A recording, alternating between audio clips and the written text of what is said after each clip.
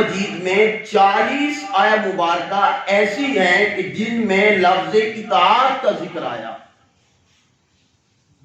اور ان 40 آیہ مبارکہ میں جن میں اللہ اور اس کے رسول کی اطاعت کا، آپ تھوڑا سا بولیں گے تاکہ یہ سبق آپ کو بھی یاد ہو جائے، کتنی آیہ مبارکہ میں ذکر آیا اللہ رسول کی اطاعت کا؟ 40 آیہ مبارکہ میں پورے قرآن مجید میں جن میں لفظ اطاعت، یہ لفظ اطاعت استعمال ہوا۔ 40 آیہ مبارکہ میں اللہ رب العزت نے 22 آیہ مبارکہ 22 میں اپنی اطاعت کا بھی ذکر فرمایا اور اپنے محبوب کی اطاعت کا بھی ذکر فرمایا۔ 40 میں 22 آیتوں میں رب کائنات نے اپنی اطاعت کا بھی ذکر فرمایا اور اپنے محبوب کی اطاعت کا بھی ذکر فرمایا، دونوں کو ملایا۔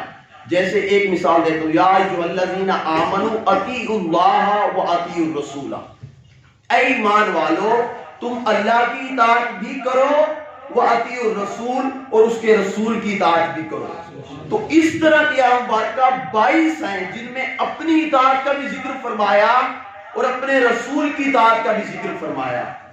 اب 40 میں سے 22 نکالیں تو باقی 18 آیات مبارکہ بچتی ہیں، تو بقیہ 18 جو بچ جاتی ہیں، ان 18 کی 18 آیتوں میں اپنی اطاعت کا ذکر نہیں فرمایا، صرف اپنے مصطفیٰ کی اطاعت کا ذکر فرمایا، اپنے مصطفیٰ کی اطاعت کا ذکر فرمایا۔ پھر سوال اٹھتا ہے، مولا یا رب العالمین تو نے 22 آیتوں میں 40 ٹوٹل تھی اطاعت کی، 22 میں اپنا اور اپنے محبوب کی اطاعت کے ذکر کو ملایا، 18 آیتوں میں اپنی اطاعت کا ذکر نہیں فرمایا، صرف اپنے محبوب کی اطاعت کا ذکر فرما دیا، یہ کیا راز ہے؟ وہ جواب دیتا ہے یہی بات تو تمہیں سمجھانی ہے، اپنے محبوب کی شان تو بتانی ہے، اپنے محبوب کی عظمت تو دکھانی ہے۔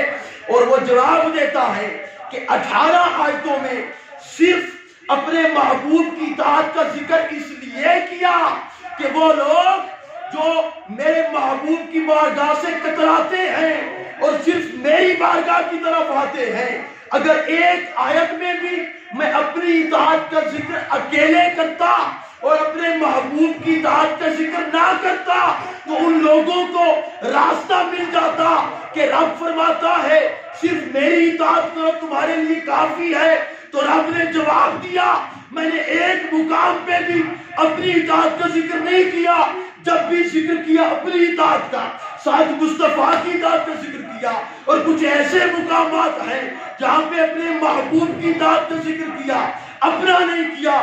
تمہیں پیغام دیا لوگوں صبح و شام دن رات میرے مصطفیٰ کی اتباع میں اور میرے مصطفیٰ کی غلامی میں گزارنا، میرے محبوب جس طرف تمہیں لے کر جائیں اسی طرف جانا، وہی تو میری اطاعت ہوگی۔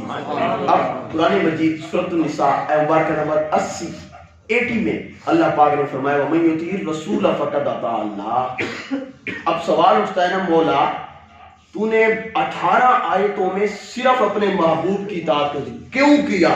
تو وہ جواب دیتا ہے آگے سے وَمَن یُطِعِ الرَّسُولَ فَقَدْ اطاع اللَّهَ۔ لوگو جو کوئی میرے محبوب کی اطاعت کرتا ہے نا، سن لو تم نے کہا کہ کیوں صرف محبوب کی اطاعت کا ذکر کیا؟ فرمایا لوگو جو کوئی میرے محبوب کی اطاعت کرتا ہے، جو کوئی میرے محبوب کا ذکر کرتا ہے، اور یہ اطاع یُطِع یہ فعل مضارع ہے، وَمَن یُطِعِ الرَّسُولَ یُطِع یہ فعل مضارع ہے۔ فعل مضارع میں دو زمانے ہوتے ہیں، اس میں حال بھی ہوتا ہے اور مستقبل بھی ہوتا ہے۔ حال جو ہم کام کر رہے ہیں اور مستقبل جو بعد میں آئے، تو یُطِع اس کے مراد ہے جو میرے محبوب کی اطاعت کرتا ہے حال میں یا فیوچر میں، آنے والے زمانے میں کرے گا۔